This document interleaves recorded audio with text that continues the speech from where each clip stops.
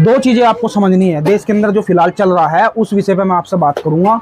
एक तो कोई भी वैक्सीन आपको नहीं लेनी है, किसी भी प्रकार की कोई वैक्सीन नहीं लेनी है। अगर आपके घर में बच्चा पैदा हुआ है तो उसको जो BCG और एंटी मलेरिया, टाइफाइड वगैरह, ये एंटी TB वगैरह क्या करके जो इंजेक्शन आपको दिए जा रहे हैं, वो 8-10 महीने लगातार लगते हैं। कोई वैक्सीनेशन आपको नहीं कराना है।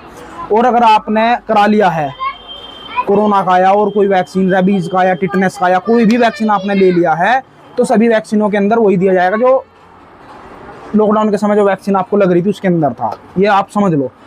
तो वैक्सीनेशन आपको नहीं लेना है। अगर ले लिया है गलती से, मजबूरी में या अनजाने में, तो भैया जितना जल्दी हो सके उसको एंटीडोज जो डिटॉक्स किट है डॉक्टर सुजन का, उसको ले लीजिए।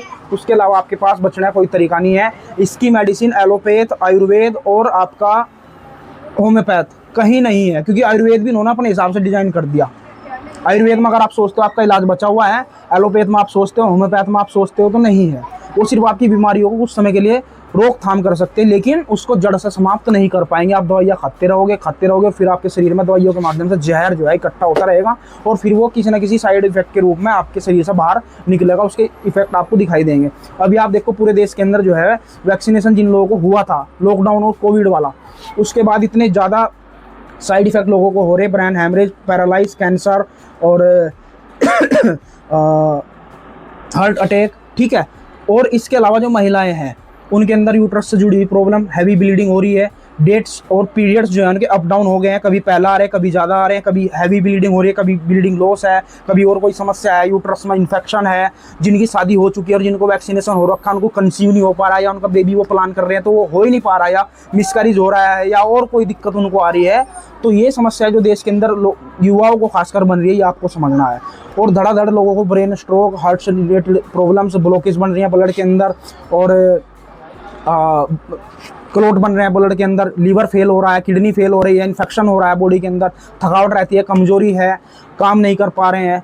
तो ये जो शरीर है एक प्रकार से पूरा का पूरा जो है उनको ऐसा लग रहा है कि पता नहीं शरीर के अंदर क्या चला गया है, और वो बिल्कुल बेकार हो चुका है शरीर उनका।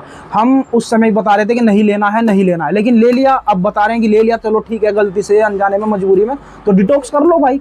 डिटॉक्स आप कर नहीं पा रहे, लोग मैसेज करते हैं बस हेलो या कॉल कर देंगे, लेकिन अपनी समस्या नहीं बताएंगे। सर क्या है डिटॉक्स, इंग्रेडिएंट्स क्या है इसके अंदर, ये क्या है, आप सिर्फ व्हाट्सअप कर दो, हम प्रॉपर आपको वीडियो सेंड कर देंगे, क्या है, कैसे काम करता है, शरीर के अंदर क्या कर रहा है वैक्सीन वो, और फिर इसका एंटीडोज आपको कैसे लेना है।